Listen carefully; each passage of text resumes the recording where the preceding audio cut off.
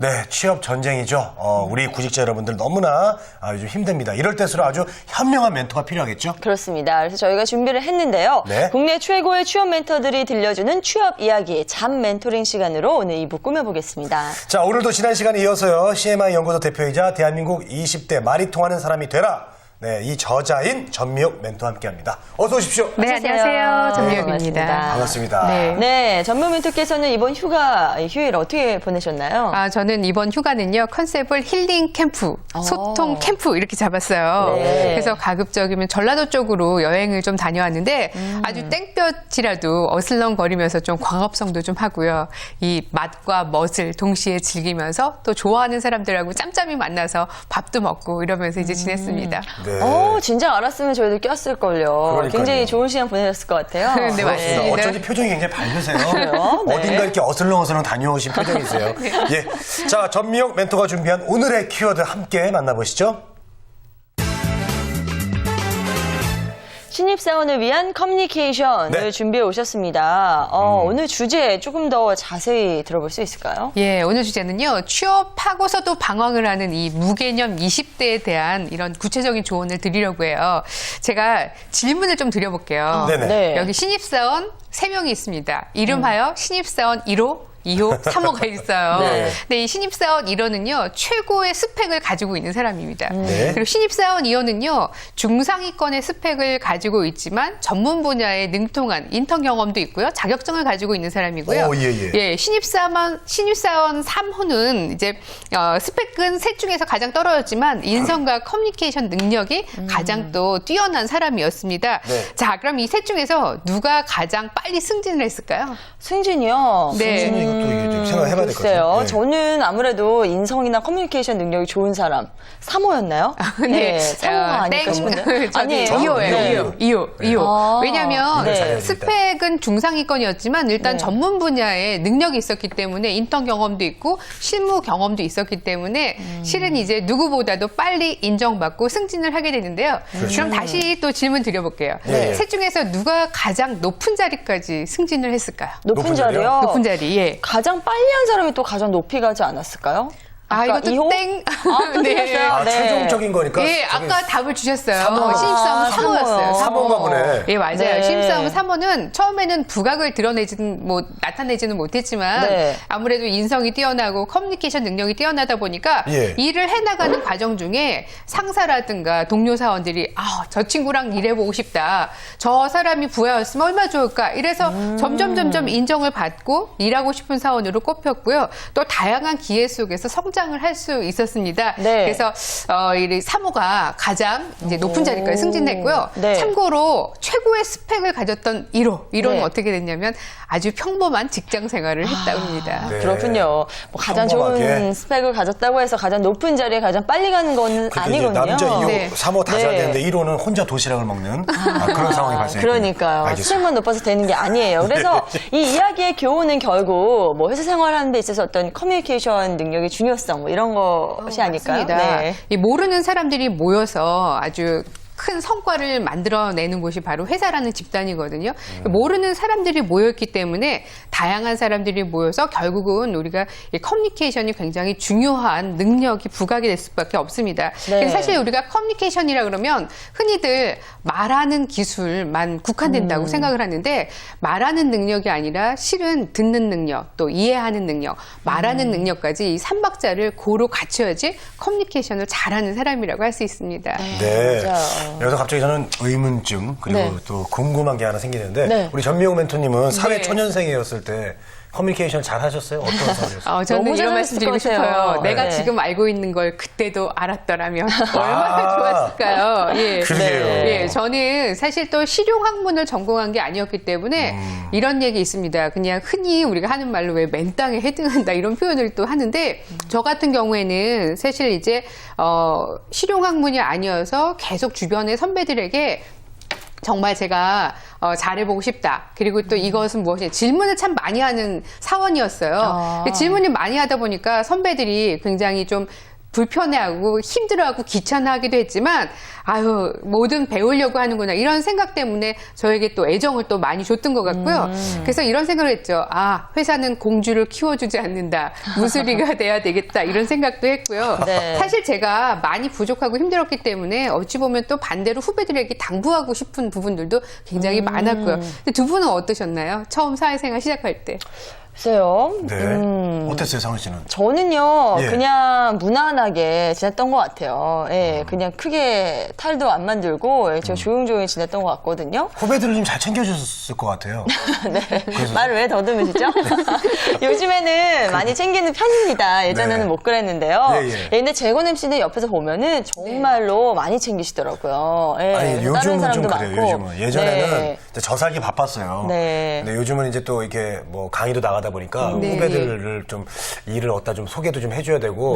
좋은 또 멘토가 되고 계시네요. 네. 저 살기도 바쁜데 여러 가지 좀 힘든 상황입니다, 지금. 네, 예. 그래서 이렇게 저희가 지금 알았던 것을 정말 지금 아는 것을 예전에 알았더라면 훨씬 더 사회생활이 편하게 이렇게 맞습니다. 예, 자연스럽게 이어왔을 텐데 사실은 그러지 못했기 때문에 또 저희가 일하다가 사표를 던진 일도 있고 맞습니다. 예, 좀 이렇게 다툼이 있는 경우도 있고 이러지 않습니까? 예, 이런 게 다, 직장인들이 예. 예, 사직서를 내는 이유를 꼽아보면 제일 첫 번째로 나오는 게 뭐냐면요. 결국 이제 상사와의 불화. 가 네. 제일 많고요. 그다음에 동료와의 갈등이 많았는데 결국은 인간관계에서 풀지 못하면 커뮤니케이션을 잘하지 못하면 회사에 사표도 던질 수밖에 없게 되는 상황이라는 거죠. 아, 그래요. 그 커뮤니케이션 능력이요. 말하는 것도 중요하지만 이렇게 듣는 능력 되게 중요하다고 네, 그러는데 맞습니다. 듣는 능력이라는 게 그냥, 이게 네. 그냥 끄덕끄덕만 잘하는 건지 어떤 겁니까 도대체? 예, 제가 신입에게는 세 부류가 있다라고 말씀드렸어요. 예. 그래서 알아듣는 사람, 못 네. 알아듣는 사람, 제멋대로 알아듣는 사람. 제일 우리에게 이제 문제가 되는 건 제멋대로 알아듣는 경우가 제일 문제가 되지 이게 가장 큰 않겠습니까? 문제군요. 예. 그러니까 제멋대로 알아듣지 않기 위해서는 신입에게 중요한 능력은 바로 메모하는 능력입니다. 그래서 저는 종이 위에 써라. 그래서 적자 생존, 적는 자가 생존한다, 성공한다 이런 그 얘기를 얘기네요, 하는데요. 또. 네. 예, 그래서 적자 생존 메모를 열심히 또 하시고요.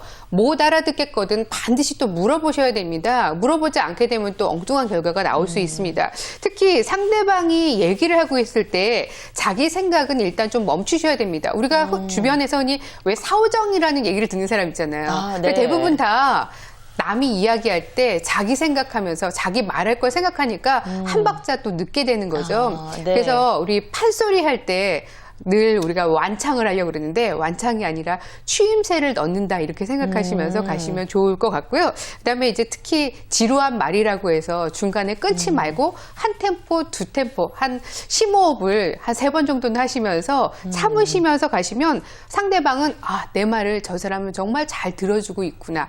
그러면서 매력적인 사람이다. 이렇게 또 연결이 될 수도 있을 겁니다. 네, 지금 말씀하신 게 딱 맞는 것 같습니다. 저도 예전에는 이제 방송하는 중간에도 출연자분이 뭔가 말씀하시면은 내가 그 다음에 무슨 얘기하지 막 그것 때문에 더 긴장이 되고 이랬는데 맞아요. 요즘에 그냥 듣고 이렇게 자연스럽게 하다 보니까 이게 훨씬 말하는 사람 입장에서도 편한 것 같더라고요. 맞습니다. 네. 네. 그리고 네, 네. 그런데 이럴 때는 있어요. 너무 듣기 싫을 때 잔소리로 들리는 거예요 너무. 도저히 들어줄 수가 없을 때. 예, 그럴 네. 때는 어떻게 해야 될까요? 이럴 때도요, 상사를 파찌엄마로 만들지 말아라. 상사를 좀 나쁜 사람으로 만들지 말라는 겁니다. 우리가 일을 하다 보면 사실 상사한테 혼나고 깨지고 이런 상황들이 생기는데 사실 신입사원이기 때문에 꾸중을 들을 수 있는 거거든요.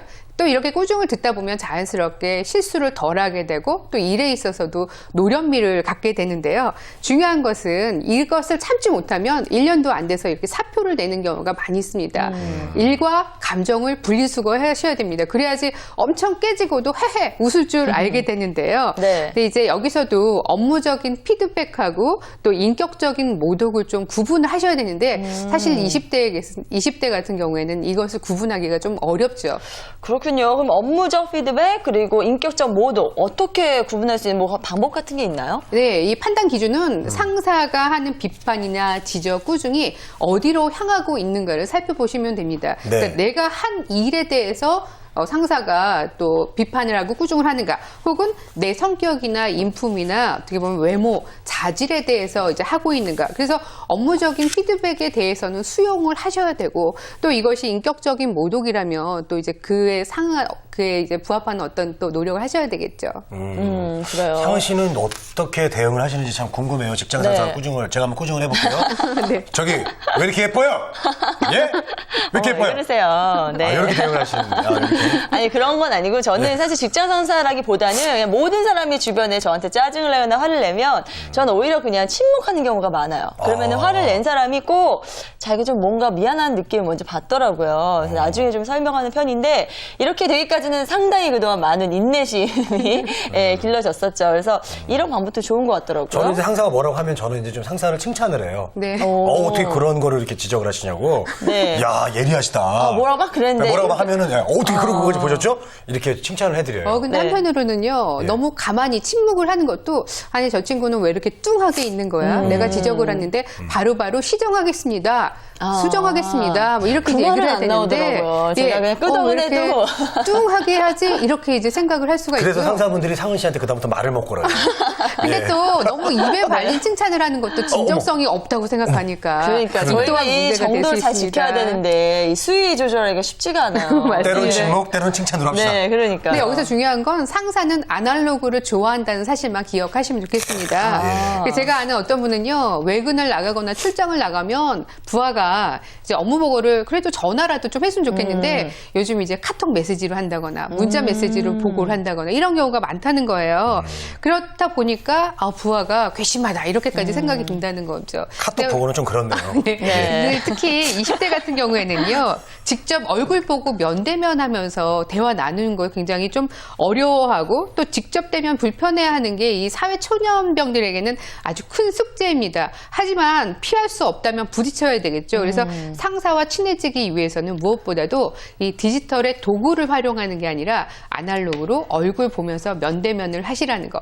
이 상사는 아날로그를 더 좋아한다는 거 꼭 기억을 하시기 바랍니다. 그러긴 네. 한데 이제 윗사람이 신세대처럼 이렇게 카톡으로 막 모두 보내주고 정보 이러는 것도 네.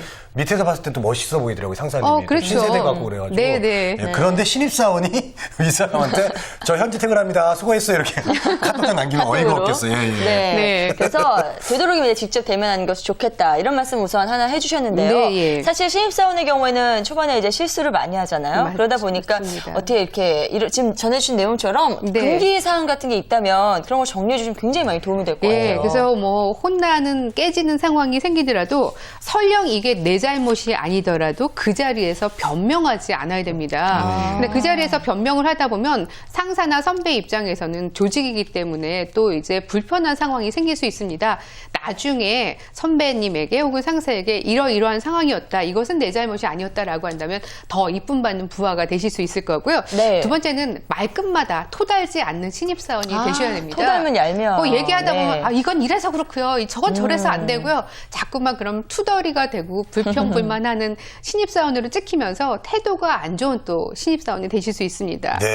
그다음에 세 번째가 미안함이나 죄송함 그냥 흘리지 말고 반드시 표현하셔야 되는데요. 이 말씀으로만 이렇게 하는 것이 아니라 어떻게 보면은요 얼굴로도 표현을 하면서 또 하셔야 되는데 말로만 죄송합니다. 잘못했습니다. 이러면서 얼굴로는 그 표정이 하나도 없으면 또 문제가 생길 수 있겠죠. 안 하면 못해요, 그런 거. 맞습니다. 살면서 네. 느낀 건데요. 이 미안하다는 말이 이거를 참 안 써요. 사람들이 보면. 이 그 말 한마디만 하면 그냥 넘어갈 수가 있는데 그렇죠. 그냥 이렇게 아무렇지도 않게 넘어가게 근데 되고. 중요한 건 말만 삐죽 미안합니다. 이렇게 하면 안 되고요. 물론 얼굴 그렇죠. 표정이라도 예. 반드시 드러내셔야 됩니다. 이렇게 하면 될까요?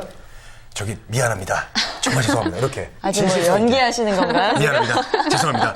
그런데 네. 그걸 네. 무조건 참아야 됩니까? 우리가? 사람인데 무조건 끝까지 참을 수는 없고요. 예. 뭐 내가 큰 잘못 없이 책임감을 가지고 일을 해 나가고 있는데 상사나 동료가 어떻게 보면 상습적으로 화를 내는 이런 분들에게는 좀 불쾌하다는 표현을 하시는 게 좋습니다. 다만 다른 사람 있는 데서 같이 맞짱을 정말 뜨는 것이 아니라 1대1로 대면하는 게 좋고요. 직설적으로 또 이야기를 해야지 되는 분들에게는 뭐 살짝 직설적으로 해도 좋지만 대부분 메시지 전달에는 단호하면서도 태도에는 부드러운 방식으로 하시는 것이 가장 원만한 방법이라고 하겠습니다. 네. 네.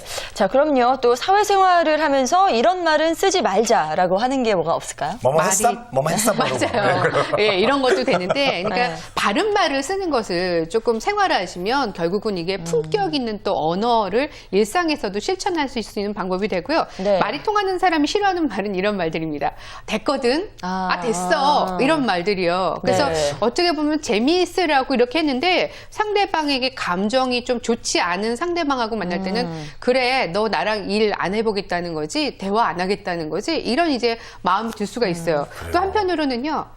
얘기를 한참 다 했는데 그래서 뭐 어쩌라고 이렇게 말하는 것도 또 문제가 될 수 있습니다. 진짜 싫어요. 예, 그러다 보면은요, 그냥 말하고 싶지 않아지는 거죠, 상대방은. 예. 도무지 말이 통하지 않는 사람으로 낙인이 찍힐 수 있기 때문에, 네. 예, 삼가하셔야 되는 말이고요. 그래요. 자, 그럼 반대로요. 상사한테 좀 이쁨을 받을 수 있는 그런 말들은 뭐가 있을까요? 예, 예쁜 말이 저는 밥 먹여준다라고 이제 얘기를 하는데요. 네. 예, 상사나 선배가 야근을 했다. 그럼 다음날 아침에 피로회복제를 짠 하고 가져가서 이거 피로회복제 드시고 피로 푸세요. 그러면 말 자체가 그냥 피로회복제가 되는 거죠. 말만 들어도 좋네요. 예, 저도 그리고 상은 씨가 저한테 커피 줄 때가 제일 좋더라고요. 너무 행복하더라고요. 그러셨어요? 네. 몰랐네요. 예, 앞으로 특히 자주 이런 할게요. 말들, 또 긍정적인 말도 좋았다 이런 말들도 긍정적인 말입니다. 긍정적인 말, 적극적인 말. 그러니까 제가 좀 해보겠습니다. 상사나 선배도 칭찬을 좋아한다는 거 꼭 기억을 하시기 바랍니다. 네. 오늘 넥타이가 참 멋져요. 스카프 색감이 정말 좋습니다. 네. 이런 칭찬의 말들도 해보시다 보면은 결국은 이제 관계도 이쁨 받는 직원이 되실 거예요. 애교는 어때요, 애교? 선배님. 너무 또 심해도 뿌잉뿌잉 문제가 이러고. 되겠죠. 너무 이제 또 또 집안 언어가 될 수 있습니다. 그래서 그래요? 예. 그래서 알겠습니다. 때와 장소를 가려서 하시는 것도 방법일 수 있어요. 네. 네. 자, 그리고 요즘 보면요. 주변에 이제 유머 코드가 워낙 대세다 보니까 맞아요. 유머러스한 사람이 인기가 많잖아요. 맞습니다. 유머 감각 좀 키울 수 있는 방법은 없을까요? 저는 재미있는 사람들에게 배우는 편인데요. 저도 너무 진지한 그 성향이라서 이런 고민을 했어요. 나도 좀 유머 있는 네. 사람이 되고 싶다. 그래서 제가 한 일이 언젠가 한번 서점에 나가서 유머에 대한 책을 한 몇십 권을 사들고 오. 열심히 이제 유머를 책으로 읽고 공부하셨군요. 외웠어요. 네. 그랬더니 그러다가 터득한 게 뭐냐면 야 이게 내가 마음에 여유가 없으니까 웃을 수 없었구나. 맞아요. 그래서 이제 개그 프로그램도 많이 보고 개그 유머에 대한 책도 보는데 중요한 코드는 이겁니다. 웃기지 못하면 웃기라도 잘해라. 예, 그래서 마구 웃으시면은요 꼭히 꼭 아주 재밌고 아주 그냥 빵 터트리는 유머를 해야지 그 사람이 유머러스한 건 아니거든요. 그래서 너무 우스갯소리를 해야 된다 이런 이제 스트레스를 받지 마시고요. 웃기라도 잘해라. 이 말씀 꼭 드리고 싶네요. 네. 제가 아주 중요한 말씀 해주셨어요. 여유가 갖는 게 중요하다. 네. 저는 좀 나름 유머 있는 사람인데요. 네. 처음에는 제가 이제 막 웃기려고 막 강박관념이 있었어요. 그래서 안 웃기면 좀 좌절하고 막 그랬었는데 이제는 뭐 남들이 뭐 계속 웃길 수는 없잖아요. 네네. 내 마음인 것 같아요. 내가 항상 이게 재밌는 생각을 갖고 있고 계속해서 노력을 하면은 한 10번 던지면 한 두세 번은 웃어요. 맞습니다. 네. 웃겨야겠다보다 내가 재밌는 사람이고 여유를 갖고 있으면 남들도 언젠가 같이 웃어줍니다. 자연스럽게 같이 웃게 되는 거죠. 네, 자, 알겠습니다. 그런 의미에서 카톡 질문 받아보죠. 네, 카톡 질문 함께 보시겠습니다. 네. 네. 자, 함께 들어온 동기가 있는데 선배들이 그 친구 말고 저에게만 일을 시켜요. 좋은 거 아니에요, 이거? 고민인 것 같아요. 예. 저 같은 경우에도 이건 좋은 것 같아요. 왜냐하면 일을 잘하니까 일이 계속 들어오는 거죠. 이 사람은 능력이 최고다 이렇게 볼 수 있는데 다만 다른 일이 내 할 일도 못하면서 전전긍긍하면서 계속 이제 마감을 못 지키는 이런 상황이 생기는 건 아닌가를 한번 짚어보시고요. 선배님하고 같이 이 일정 관리에 대해서도 점검을 해보시는 겁니다. 그래서 선배님하고 상의해서 조율하시고요. 일이 많다는 건 그리고 경험치가 많이 쌓여간다는 건데요. 혹시 네. 나 일이 많아 이러면서 좀 투덜이는 아닌지도 한번 이렇게 돌아보시기 바랍니다. 어떤 경우에든 태도가 중요합니다. 일 많이 하시고 또 그래서 문제 해결 능력을 키우시는 거 이게 또 핵심 인재로 가는 지름길이라고 할 수 있습니다. 네, 알겠습니다. 자, 저희가 2주 동안 20대를 위한 커뮤니케이션을 주제로 전미용 멘토와 함께 아주 유익한 네. 시간 보냈는데요. 자, 이제 마지막으로 우리 20대들에게 하시고 싶은 말씀 있으시다면요? 저희는 해당이 안 되네요. 그러네요. 슬프게도. 네, 20대들한테. 네, 20대들에게 자기만의 대답을 찾아야 된다. 이 말씀 좀 드리고 싶어요. 20대들 만나다 보면 이게 대세예요. 이게 안정적이니까 저는 이쪽 길로 가겠어요. 이런 얘기를 하시는데 사실 그런 이야기를 듣다 보면 좀 씁쓸해집니다. 그래서 일찍부터 이런 것에 유혹을 받게 되면 자기만의 대답을 갖기가 어렵습니다. 그래서 편한 것과의 어떻게 보면은 싸움에서 이길 수 있는 사람이 자기만의 대답, 자신만의 어떤 스토리를 가질 수 있습니다. 그래서 자기만의 대답을 찾으셨으면 좋겠고요. 자기 객관화를 하는 것도 중요합니다. 쓸데없이 감정, 에너지 낭비에 쏟지 마시고요. 그 자기 객관화를 하는데 내 일이 유난히 힘든 것 같고 내 상사만 나를 괴롭히는 것 같고 내가 받는 상처만 굉장히 악랄한 것 같지만 좀 떨어져서 보면 아무것도 아닐 수 있습니다. 누구나 그런 경험 가지고 살게 되는데 자신에게 좀 엄정하고 객관적일 필요가 있고요. 이성적으로 바라보셨으면 좋겠습니다. 자기와 통하는 사람이 될 때 프레임을 조금씩 틀을 키워나가실 수 있고 이게 다른 사람과의 소통도 가능하게 만들 겁니다. 네. 자, 어떻게 보면 남들 다 하는 그런 스펙 쌓기에 열중하는 것보다는 남과 소통할 수 있는 방법을 배우는 것이 취업에 성큼 더 다가갈 수 있는 방법이 아닐까 싶습니다. 네, 오늘 너무 즐거운 시간이었던 것 같습니다. 우리 전미영 멘토와 함께했습니다. 오늘 말씀 감사합니다. 네, 고맙습니다. 네, 여러분 남들이 왜 안 웃나 이렇게 생각하지 말고 먼저 웃어보는 건 어떨까요? 자, 취업의 오늘 순서는 여기서 마무리하겠습니다. 네, 오늘 많이 웃는 하루 보내시고요. 저희는 내일 이 시간에 다시 돌아오도록 하겠습니다. 취업의 우리가 있다.